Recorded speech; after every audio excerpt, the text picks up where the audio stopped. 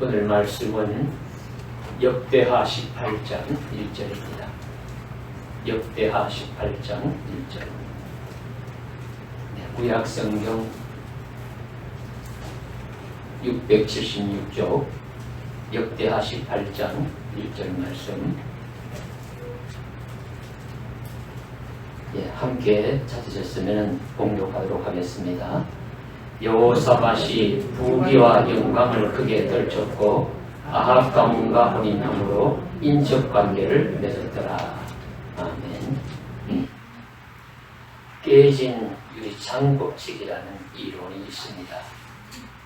미국의 범죄학자인 제임스 윌슨과 조지 켈링이 1982년에 발표한 깨진 유리창이라는 글에서 처음으로 소개된 사회 무질서에 관한 이론입니다. 깨진 유리창 같은 것 하나를 방치해 두면은 그 지점을 중심으로 범죄가 확산되기 시작한다는 것입니다. 사소한 무질서를 방치하면은 큰 문제로 이어질 가능성이 높다는 의미를 담고 있습니다. 이런 예를 하나 제시합니다. 차량 어떤 골목에 두 대의 차를 이렇게 자동차를 두고서 본넷을 열어두었다고 해요. 그런데 한 차는 깨끗하고 멀쩡한 차이고 한 차는 앞에 유리창을 깨고서 두었다가 일주일 후에 와서 그 자동차를 보니까 깨끗하고 멀쩡한 차는 그대로 깨끗한 채로 있고 유리창을 깬 채로 둔 차는 와서 누군가 와서 발로 차고 또 찌그리고 해서 완전히 폐차 수준으로 망가져 있더라는 거죠. 그래서 이것은 사람의 심리가 추하고 더러운 곳에 가면은 더 침을 뱉고 더 망가뜨리고 더 추하게 하는 경향이 나타나고 깨끗하고 정결하면은 그것을 더럽히지 않고 함께 깨끗하게 보존하고 싶은 심리가 발동한다. 그래서 뉴욕의 지하철이 대단히 아주 옛날에는 추하고 지저분했는데 이런 이론을 생각하면서 낙서를 지우고 깨끗하게 하니까 범죄가 많이 줄어들더라. 그런 이야기입니다. 그런데 저는 이 깨진 유리창 이론이라는 이야기를 들으면서 제 나름대로 팍 머리에 오르기를 유리창을 유리에 금이 한번 가거나 구멍을 하나 내면 작은데도 불구하고 조금 있으면 그게 다 퍼져가지고 유리창이 완전히 다 깨어지지 않습니까? 그런 것처럼 우리 인생에도 때로는 작게 여기는 것이든 무심코 이렇게 부분적인 것이든 그런 것에 어떤 결정을 했을 때 잘못된 결정을 하거나 그렇게 흠이 가면 전체 유리창이 다 깨어지듯이 이런 이제 큰 결과를 맞이할 수 있다. 치명적인 결과를 낼 수 있다는 사실을 주목하게 되었습니다. 그래서 어떤 경우에는 작게 보이는 것이나 일상적인 것이나 부분적인 것이라도 매우 조심하며 신중하며 살지 않으면 안 된다 하는 교훈을 얻는 것이죠.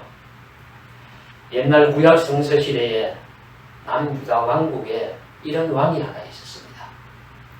비교적 신앙도 좋고 인품도 훌륭한 아버지에게서 왕위를 물려받았습니다.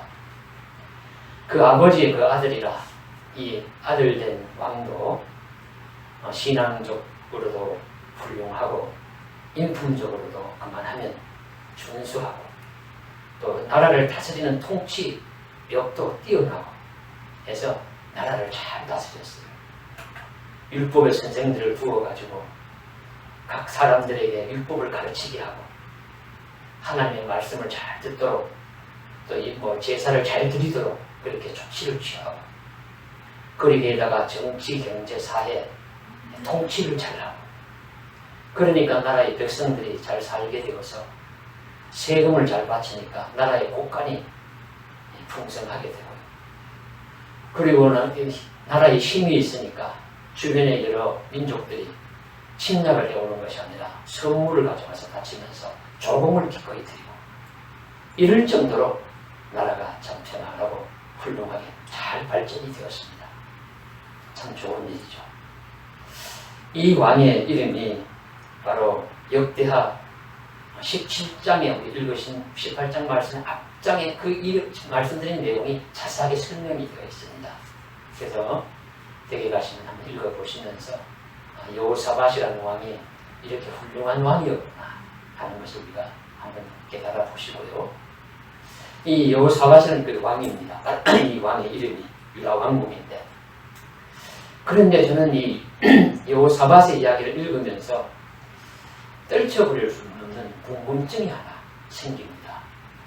이렇게 훌륭하고 탁월한 왕임에도 불구하고 그 여호사밧이 죽고 난 다음에 나라가 가장 어둡고 암흑이고 캄캄하고 절망적이고 패망, 그러니까 멸망 직전에까지 이르고 그렇게 혼란스러울 수 없을 만치 나라가 변하고 말아요. 어떻게 이처럼 훌륭한 왕이 다스렸는데 그 다음에 이런 일이 일어날 수가 있느냐. 여호사밧이 과연 정말로 어떻게 통치를 하고 혹시 어떤 잘못을 범하지 않았느냐 하는 것을 바라보게 되는 것이죠. 그리고 그 다음에 일어난 일들이 이 여호사밧으로부터 시작된 원인이 있다는 것에서부터 자유로울 수 없다. 여호사밧이 그 책임에서 그렇게 이제 말씀을 바라보는 것입니다. 그러면 그 여호사밧이라는 왕이 범한 허물이 무엇입니까? 그가 어떤 잘못을 하였길래 과연 이렇게 마치 유리창에 구멍을 하나 내거나 금 하나를 낸 것처럼 그런 일을 저질러서 전체 유리창이 다 깨어지도록 하고 말았다는 말입니까? 그것이 바로 무엇인지를 오늘 함께 읽으신 말씀에 답이 나와 있습니다. 여호사밧이 부귀와 영화가 크게 떨쳤고 아합 가문과 혼인함으로 인적 관계를 맺었더라. 이 말씀이 여호사밧의 그 수없이 많이 잘하고 많은 일들을 잘 감당한 일에 잘 보이지 않게 나타나는 허물이고 큰 패착이라고 할 수가 있습니다. 이 한 구절이 얼마나 치명적인지, 얼마나 이 일을 통해 가지고 유다의 먹구름이 몰려올 내용인지는 그 당시에 아무도 몰랐을 것입니다. 그 내용은 이러합니다. 여호사밧이 오늘 말씀에 읽으신 대로 부귀와 영광을 크게 떨쳤고요. 그리고 난 다음에 아합 가문과 혼인을 했습니다. 자신이 혼인한 것이 아니라 자신의 맏아들을 아합과 이세벨의 딸과 결혼을 시켰어요. 결혼 동맹을 맺은 것입니다. 북이스라엘과 남유다와. 그런데 이 결혼 동맹을 맺어서 자기의 며느리를 보고 아들을 결혼시킨 그 집이 누구냐 하면은 아합과 이세벨은 어떤 자이냐 하면 가장 악명 높은 왕의 부부입니다. 하나님의 계명을 멸시하고 가장 많은 이방신을 들여오고 가장 열렬하게 이방 선지자들을 이스라엘로 불러들여서 오히려 그들을 또 장려하고 키워가지고 육성해서 이스라엘 안에 우상숭배, 혼합주의 등을 가장 성행하게 한 당사자들이었습니다. 세상적으로는 대단했는지 모르나 여호와 신앙의 관점에서 볼 때는 그들은 최악인 부부입니다. 당연히 하나님의 진노를 사서 심판받고 멸망당할 가정이었습니다. 그래서 실제로 이 아합과 이세벨의 가정은 아합은 그 다음에 전쟁에 나가서 죽고요.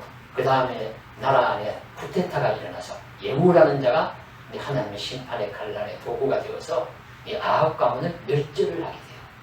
멸절을 해서 완전히 소멸되는데, 그래서 이스라엘의 왕조가 바뀌죠. 이스라엘 나라는 바뀐 것이 아닌데 왕조가 바뀝니다. 그러니 이제 결국에는 심판을 받게 되는데요. 그러면 이제 남유다 왕국은 어떠냐 하는 것이죠. 유다는 여호사밧이 죽자 변고 없이 아들 여호람에게 무사히 왕위가 계승되는 것까지는 괜찮았습니다.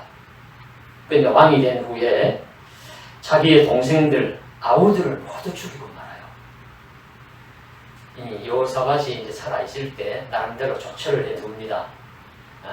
맞이인 이 여호람에게는 너에게 나라를 물려주겠다. 그리고 동생들에게는 튼튼하고 견고한 성읍들을 나누어 주면서 서로 싸우지 말고 서로 이렇게 협력해서 잘 살아라. 그렇게 하면서 이제 여호사밧이 죽었는데요. 그런데 아버지가 죽고 왕위를 물려받은 이 여호람이 왕의 힘을 얻은 다음에는 어떻게 하냐면 자기 동생들을 다 죽여요. 다 죽이고 그들의 성읍들을 다 빼앗고 차지합니다. 그럼 왜 이렇게 되느냐? 왜 이런 일들을 벌였느냐 하면은 그것이 바로 그의 아내 아달랴의 영향입니다. 그래서 성경 역대하 21장 6절에 그가 이스라엘 왕들의 길로 행하여 아합의 집과 같이 하였으니 이는 아합의 딸이 그의 아내가 되었습니다. 그러니까 나는 유다의 왕이면 다윗을 통해서 내려오는 선한 영향력을 받아야 하는데 아내를 아합과 이세벨의 딸을 얻은 거죠. 그 아내를 따라가지고 아합과 이세벨은 북이스라엘 왕국의 길을 멸망할 길을 걸어가게 된 것입니다. 그럼으로써 이 아내가 동생들을 죽이자. 저들에게 반란할 위험이 있지 않느냐. 저들이 그걸 다 차지하자. 이런 것에 넘어가서 결국 동생들을 다 죽이고 마는 거예요. 동생들이 반란의 기질이 있거나 악한 사람들이 아닙니다. 역대하 21장 13절에 보시면 선지자 엘리야가 지적을 하기를 내가 착한 나우들을 죽였다. 내가 착한 나우들을 죽였다고 말씀하고 있습니다. 그러니 이런 이제 악한 일을 저지르게 된 배경에는 아달랴가 있습니다. 이 아합의 딸입니다. 그리고 그런 죄를 저지르고 천년만년 살겠습니까? 왕을 하는데 8년을 합니다. 8년을 하다가 마지막에는 창자가 빠져나와가지고 여호람도 죽고 맙니다. 그러니까 이제 그렇게 나이가 많지 않겠죠? 죽고 나니까 이제 그 아들이 왕이 되어야 되는데 그 아들이 갓난아기예요. 갓난아기니까 나라를 다스릴 자가 없으니까 이제 벌써 이 아합의 딸은 할머니입니다. 이 할머니가 자기가 여왕이 되는 겁니다. 여왕이 되어가지고는 자기 친정 가문이 죽은 복수를 하는 것인지 이상하게도 그 자기 시집 가문 그 왕의 가족들 다 죽고 말아요. 그래서 이 어린 아기를 그 여호야다와 그 고모 되는 자가 성전에 숨겨서 이 요아스라는 어린 아이인데 숨겨서 살리지 않았으면 다윗의 가문이 멸절하고 거기서 끝날 뻔했습니다. 이런 이제 일들이 유다에게 일어났는데 이런 암흑, 이런 고통, 이런 참혹한 일이 일어났는데 그 일의 그 시초가 어디냐 하면은 그토록 성군이라고 생각하고 훌륭한 왕이라고 인정받을 만한 여호사밧이 자기의 맏아들을 아합의 집으로 혼인시킨 그 때문에 일어난 일이라고 볼 때에 여호사밧은 어찌하여 이 참혹한 일들의 시초가 될 만한 그 결혼을 성사시켰는가 하는 것에 대해서 우리가 문제점을 가지고 바라볼 수가 있는 것입니다. 이렇게 된 것에는 아마 여호사밧이 몰랐을 겁니다. 이렇게 될 줄 알았으면 결혼시킬 리가 없지요. 그래서 사람은 한계가 있습니다. 그 한계를 가진 인간이 있기에 앞날을 모르기에 그랬을 것입니다. 그러나 우리는 성경을 압니다. 왜 그가 그런 어리석은 선택, 그런 미련한 결정을 하였을까요? 왜 그는 아합 가문과 결혼을 성사시켰을까요? 결혼 동맹의 뿌리는 무엇일까요? 그것은 당사자 두 사람의 사랑 때문이 아니지요. 그러니까 호동왕자와 낙랑공주처럼 또 로미오와 줄리엣처럼 서로 적대적인 가문이나 민족이라 하더라도 두 사람의 사랑이 그쯤에 사는 이야기와는 차원이 다른 이것은 정략결혼이었습니다. 나라와 나라 간에 민족과 민족 간에 정략결혼을 했는데 이 정략결혼을 여호사밧이 왜 하게 되었느냐? 부귀와 영광이 크게 되자 눈이 어두워지고 마음이 둔해졌기 때문입니다. 영적 감각이 무뎌졌기 때문입니다. 계속되는 성공에 그는 그만 방심했습니다. 틀림없어요. 하나님께 삐기도 하지 않았고 하나님께 물어보지 않았고 지금까지 잘해왔으니 하는 일마다 만사형통 무사평온이라고 여겼을 겁니다. 부귀영화가 눈앞에 있고 그것을 누리고 있으니 이 일도 틀림없이 자신이 잘하는 일이라고 여겼을 것입니다. 잘하는 결정이라고 북왕국과 결혼동맹 맺었습니다. 서로 싸우지 않고 잘 살면 자손만대 태평성대가 이어질 것이라고 생각했을 겁니다. 그러나 그는 시편 말씀을 알았어야 했습니다. 시편 127편 1절에 여호와께서 집을 세우지 아니하시면 세우는 자의 수고가 헛되며 여호와께서 성을 지키지 아니하시면 파수꾼의 경성한 여사로다. 예, 하나님께서 집을 세워주시지 아니하시면 아무리 좋은 재료로 튼튼하게 집을 지어도 그 집이 유지될 수가 없고, 아무리 힘센 장수들이 튼튼하게 파수를 써도 하나님이 성을 지켜주시지 않으면 그 성이 멸망할 수밖에 없다. 여호와 하나님의 손에 달려있다 하는 이 사실을 알고 영적 경성을 했어야 되는 것이죠. 그러나 여호사밧은 부귀와 영광이 극한 나머지 아마 그 부분을 잠깐 잊어버렸던 것 같습니다. 이 그들이 결혼한, 이 단순히 왕과 왕이 결혼하고 북이스라엘 민족 결혼했다고 이게 죄가 되는 것은 아니죠. 문제는 뭐냐면 어떤 사람이냐. 아합이 이세벨이 어떤 사람입니까? 말씀드린 바와 같이 반하나님 세력, 사탄적인 세력이라고 볼 수 있습니다. 그와 손을 잡은 것입니다. 자기 생각에 빠져서 하나님에 반하는 세상과 손잡은 것이고, 하나님을 믿고 의지하기보다는 인간의 힘에 의지하여 자신의 나라를 지키고 유지하고자 하는 마음이 여호사밧의 마음에 깊이 깔려 있었다고 봅니다. 하나님의 사람으로서, 하나님의 택한 백성의 왕국의 최고 지도자인 왕으로서 이것은 결코 범하지 말았어야 할 일이었습니다. 이것은 작은 일이 아니고요, 그야말로 치명적인 것을 돌이킬 수 없는 가오였습니다. 유리창에 구멍을 하나 낸 것과 같은 일이죠. 외나무 다리를 건널 때 100보를 건너야 한다면 우리가 100보 중에 99보를 잘 뛰어도 한 발을 잘못 뛰면 떨어져서 멸망하는 것이 인생이 아닙니까? 여호사밧도 그런 경국이에요. 하루 부분을 잘했으면서도 이 하나 잘못해서 그 가문에 얼마나 비린내 나는 역사를 만들었습니까? 아마 하늘나라 가서도 여호사밧이 원통으로 후회받고 다닐 것입니다. 그런데 인생은 종종 이런 어리석음과 잘못을 범하기 쉽습니다. 우리를 돌아봅니다. 여러 가지 많은 일들 잘 하는데 단 한 가지 어떤 잘못하여 일생을 망치는 경우를 우리는 봅니다. 어떤 사람은 다른 거 다 좋은데요, 과음 폭음을 못 이겨서 그것 하나 때문에 잘못해서 인생 망치는 경우가 있고요. 어떤 사람은 많은 다른 것들 다 잘 하는데 도박성 하나 못 이겨서 그저 한탕주의, 한탕만 잘하는 내 인생이 필 것이라 일생을 그렇게 쫓아다녀 가족들 고생시키고 폐가 망신합니다. 어떤 사람은 욱하는 성미 하나 못 이겨서 돌이킬 수 없는 사고치고요. 인생을 낭떠러지로 떨어뜨리는 복병들이 인생에는 많이 있습니다. 그 삼가 조심하라. 그래서 우리 성경 고린도전서 10장 12절에 선줄로 생각하는 자는 넘어질까 조심하라고 말씀하시고 있지 않습니까? 여러 가지를 잘하는 것 같지만 인생의 실패를 가져오는 일들의 근본 원인이 무엇일까요? 누구도 범하기 쉬운 유리창에 흠이 나는 것 같은 그 하나의 결정적인 그 허물이 인생 속에 생겨서 인생을 패망하게 하는 그것이 무엇일까요? 그것은 바로 마음의 교만입니다. 성공의 연속 가운데서 누구에게나 찾아오는 교만의 함정이 있습니다. 여러 가지가 잘됨으로 인한 자신도 모르는 사이에 싹트는 오만함이 있습니다.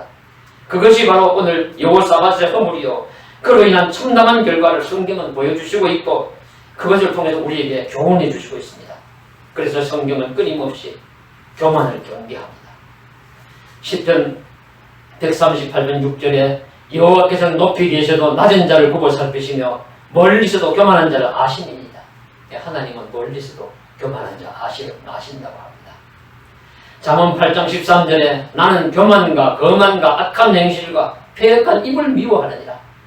하나님이 미워하시는 것은 교만, 거만, 악한 행실, 패역한 입. 잠언 16장 18절에 교만은 패망의 선봉이요 거만한 마음은 넘어짐의 앞잡이니라. 18장 12절에서는 사람의 마음의 교만은 멸망의 선봉이요 겸손은 종기의 앞잡이니라. 선지서에도 경고합니다. 이사야 13장 11절에 내가 세상의 악과 악인의 죄를 멸하며 교만한 자의 오만을 끊으며 간포한 자의 거만을 낮출 것이다. 북이스라엘 남유다 멸망한 것도 근본에는 교만이 있다고 말씀하십니다. 내가 에브라임의 교만을 끊을 것이며 에브라임의 얼굴에 교만이 드러난다. 호세아서에서 말씀하시고 있고, 예레미야 13장 9절에 내가 유다의 교만과 예루살렘의 큰 교만을 이같이 썩게 하리라. 신약의 야고보, 베드로, 하나님은 교만한 자를 물리치시고 겸손한 자에게 은혜를 주신다고 말씀하시고 있고, 예수님의 삶과 말씀을 통해서도 이런 모든 말씀을 우리들에게 해주시고 있습니다. 바로 여호사밧도 부귀와 영광을 크게 떨치고 계속되는 성공에 도취된 나머지 애석하게도 이 교만의 함정에 빠져서 그랬던 결정을 했을 것입니다. 그래서 그 참담한 결과의 원인 제공자가 되었습니다. 그러므로 우리는 말씀에서 깨달아야 합니다. 어떤 경우에도 교만하지 않도록 깨어 있어야 합니다. 교만은 자신도 모르게 찾아오는 손님과 같기 때문입니다. 우리가 교만의 함정에 빠지지 않도록 주의해야 합니다. 어떻게 하면 우리가 이 함정에 빠지지 않을까요? 첫째로는 하나님이 나를 미리 낮추시는 것입니다. 그래서 우리가 실패할 때도 있고요, 억울하게 여러 가지 일들을 당할 수도 있고, 비난과 비방을 받을 수도 있고, 고통을 당할 수도 있습니다. 하나님이 나를 미리 낮추시는 것입니다. 이것이 당할 때는 아프고 힘들지만은 큰 참혹한 결과를 가지고 오지 않고 미리 정신 차리고서 낮추시고 겸손하게 해서 하나님 은혜와 복을 받게 한다는 점에서 하나님의 큰 은혜입니다. 이것은 만일에 다윗의 경우에 사울 왕국에서 승승장구하다가 그냥 다윗이 왕이 되었다면 아마 우리가 알고 있는 다윗은 없을지도 모릅니다. 다윗은 쫓겨났고 모함받았고 죽음의 길을 수없이 넘기고 하나님 앞에 울며 내어달리면서 그래서 건짐을 받고 살아났고, 그렇게 10여 년 도망자 세월을 함으로써 이 다윗이 성군이 되어 있었습니다. 하나님의 낮추시는 손길 때문입니다. 물론 우리 자신도 그렇죠. 우리 자신은 그 당시는 잘 모릅니다. 아프고 힘들고 고통스럽고 왜 이런 일이 내게 일어나느냐. 그러나 혹시 빠질지 모르는 결정적 실수, 결정적 허물, 잘못된 결과를 피하게 하신다면 얼마나 큰 은혜입니까? 오히려 그게 감사해야 할 것입니다. 주의 은혜로 오는 낮추심의 손길이 온다면 잘 훈련받고 연단받게 하소서, 잘 감당하게 하소서 기도하며 오늘 또 나아가야 할 줄로 믿습니다. 둘째로, 하나님이 낮추시지 않으면 낮추시기 전에 스스로 낮아져야 합니다. 현명한 자세입니다. 어렵죠. 닉 왈렌다라는 사람이 있습니다. 그가 방송에 나왔을 때 엄청난 시청률을 기록했어요. 그는 2012년에 배줄 하나로 나이아가라 폭포를 건너갔고요. 2013년도에도 외줄 하나를 타고서 그랜드 캐년을 횡단한 최초의 인물이 되었습니다. 수많은 사람들이 열렬한 파도를 보냈고, 그가 그걸 걷는다고 하면 수많은 인파들이 몰려들었고, 그가 나온 영상은 수백만 조회수가 나올 정도로 그 열렬한 인기를 얻었습니다. 충분히 교만할 만했습니다. 그런데 그는 그것을 교만의 함정에 빠지지 않고 이겨내었습니다. 어떻게 그럴 수 있었을까요? 그는 자신을 낮출 줄 알았습니다. 그는 크리스찬입니다. 예수님의 가르침을 알았고 주께서 제자들의 발을 씻기는 겸손을 배웠습니다. 그의 외줄타기 공연에는 구름처럼 수많은 사람들이 몰려드는데 그만큼 그 공연이 끝나면 그 자리에는 쓰레기로 가득하다. 그런데 이 왈렌다는 그냥 아무도 하라고 하지 않는데 공연이 끝난 다음에 가지 않고 한 서너 시간을 쓰레기를 줍고 다닌다고 해요. 그는 말합니다. 3시간 정도 쓰레기 줍는 일이 내 영혼에 매우 유익합니다. 다른 사람은 어떨지 모르지만 내게는 겸손이 자연스럽지 않습니다. 그래서 내 스스로 낮출 수 있는 상황을 만들어야 합니다. 조용히 쓰레기를 주우면서 주님의 겸손을 배웁니다. 라고 고백합니다. 중요한 사실은 그래야 그는 그 줄에서 넘어지지 않을 것입니다. 그 낮아짐이 그를 줄에서 떨어지지 않을 수 있게 하기 때문입니다. 남을 섬기지 않으면 인간은 자신만 섬기게 되어 있습니다. 교만은 몸을 굳게 할 것이고 외줄에서 떨어진 참담함을 맛볼 수 있기 때문에 그는 잘할 때에, 소위 잘 나갈 때에 조심하고 낮아지고 겸손하는 것을 주님께 배운 것입니다. 큰 가르침입니다. 이 사장의 수많은 사람들 성공한 다음에 추락합니다. 좀 잘 되는 길을 걷다가 여지없이 떨어집니다.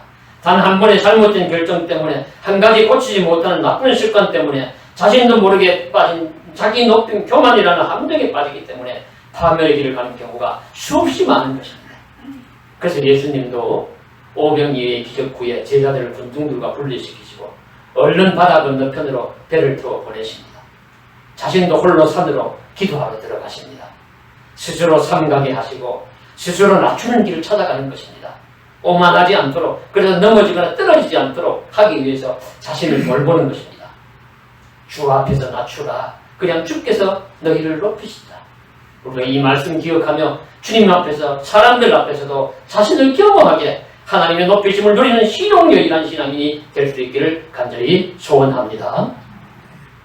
그러면요, 단 한 번의 실수가 또 단 한 가지에 고치지 못한 오랜 습관이 또 한 번 어떤 한 번 순간의 결정이 인생을 망칠 수가 있다면 반대로 단 하나의 잘하는 선택과 결정이 인생을 성공으로 선으로 바꾸어 놓을 수 있다는 사실을 우리가 바라보아야 합니다.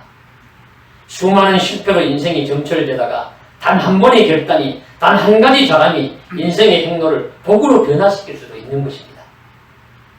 신구약에서 한 사람씩만 간략하게 예를 들어보겠습니다. 구약 성경에는 라합이라는 자가 있습니다. 여리고성의 기생이라고 되어 있습니다. 그 당시에 기생이 어떤 일을 했고 어떤 역할 수준인지는 우리가 정확하게 잘 모르지만 기생이 장려할 만한 직업이거나 그런 것이 아닌 것은 분명하고 천한 것은 분명합니다. 천시받는 직업이었어요. 그래서 아마 음식을 팔고 술을 팔고 여관업도 하고 그랬던 것 같습니다. 그런데 이 라합이 단 한 번의 인생에 중요한 결정을 했죠.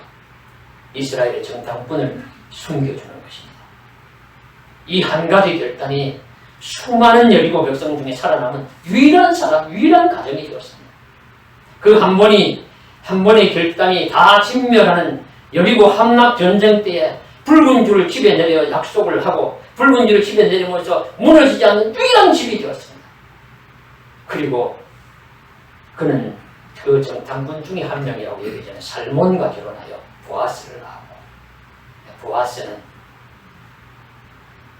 그 후에 나와서 다윗의 증조할아버지. 그러니까 이 라합은 고조할머니쯤 되는 거예요. 다윗의. 그런 왕조의 조상이 되는 것입니다. 신약에서는 예수님이 십자가에 달릴 때 우편강도라고 얘기하는 게 있지 않습니까? 그래서 우리 마태복음, 마가복음에서는 두 강도라고 표현이 되어 있고 누가복음에서는 행악자라고 나와 있어요. 근데 한편 우리가 일반적으로 이 우편은 종편, 좌편은 그러니까 한편 강도는 예수님을 조롱하죠. 내가 그리스도이거든 너도 살고 우리도 살고 내려와서 우리 한번 살려봐라. 그러니까 이 우편 강도가 우리가 잘못해서 벌을 받으면서도 네가 아직도 이런 소리를 하느냐. 그렇게 이제 부중을 하면서 예수님을 향해서 주님이시여 당신의 나라에 임할 때 나를 기억하소서 간절하게 인생을 부탁을 했습니다. 이 한마디 부탁. 그가 이전에 어떤 삶을 살았는지 우리가 알 수 없지만 그가 의로운 의병과 같아서 십자가에 달렸는지 정말 흉악한 강도로도 십자가에 달렸는지 아니면 애국 활동하다가 나름대로 민족 투사 활동하다가 십자가에 달렸는지는 알 수 없지만 어쨌든지 그 이전의 삶은 아무것도 모르지만 그 한 번의 마지막 결단의 고백이 그의 인생을 영원을 결정짓는 것이라고 성경은 우리들에게 가르쳐 주시고 있습니다. 놀라운 일이죠. 인생에서 이와 같은 일들이 충분히 일어납니다. 한순간의 결정이 단 한 가지 잘한 선택이 단 하나의 좋은 습관이 그에게 놀라운 법을 선물을 영혼을 부여할 수 있다는 사실입니다. 물론 그 빼놓을 수 없는 그 한 가지 선택이나 결정은 예수를 붙잡는 것입니다. 예수님을 붙잡는 것입니다. 라합의 집에 내린 붉은 줄도 십자가를 상징하는 거예요. 십자가의 붉은 피를 상징하는 그 이제 표현이고 그리고 신약의 그 우편 강도도 예수님 앞에 실제로 고백하고 얻은 영적 구원의 역사였습니다. 이제 우리도 때로는 많은 것이 실패하고 여러 가지 어려움 속에서 인생을 산다 하라도 예수라는 줄을 붙들고 생명줄이니 은혜의 줄이니 복된 줄이니 이 줄을 붙들므로서 믿음과 생명의 줄을 잘 걸어가는 복된 선택을 하실 수 있기를 간절히 소망합니다.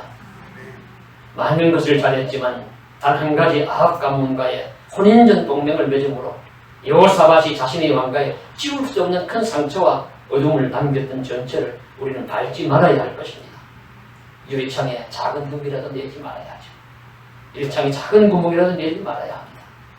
여리고성의 라합과 같이 십자가상의 우편강도와 같이 우리의 단 한 번의 결정이 영원한 상급을 부여받는 은혜의 복된 길이 되기를 주님의 이름으로 간절히 축원합니다. 기도드리겠습니다. 사랑하는 하나님 아버지, 한 인생의 인간 살아가면서 수없이 많은 결정하고 수없이 많은 발을 내딛는데 그 중에 어찌 우리가 잘못 들일 수 없겠으며 헛된 것에 헛된 잘못된 선택을 하지 않을 수 있겠습니까? 그럼에도 불구하고 그것을 지켜주셔서 여기까지 왔습니다. 돌보아 주셔서 여기까지 왔사오니 앞으로도 우리의 발걸음 속에 유리창에 구멍을 내는 것 같은 결정적인 실수로 흠을 범치 말게 하시고 여호사밧이 10가지 100가지 잘했는데 아합과 이세벨의 그 딸과 결혼 동맹 맺음으로 그 가문 왕가를 망친 것 같은 그런 패착, 그런 잘못을 범하지 않도록 저희를 지켜주시고 우리 인생이 여리고성의 기생 라합과 같이 우편강다와 같이 허물 많고 제한 많더라도 결정적인 순간에 예수님 붙들고 예수님 앞에 의지함으로 믿음으로 승리하는 인생길 되게 하여 주시옵소서. 주 예수님 이름 받들어 간절히 기도드리옵나이다. 아멘.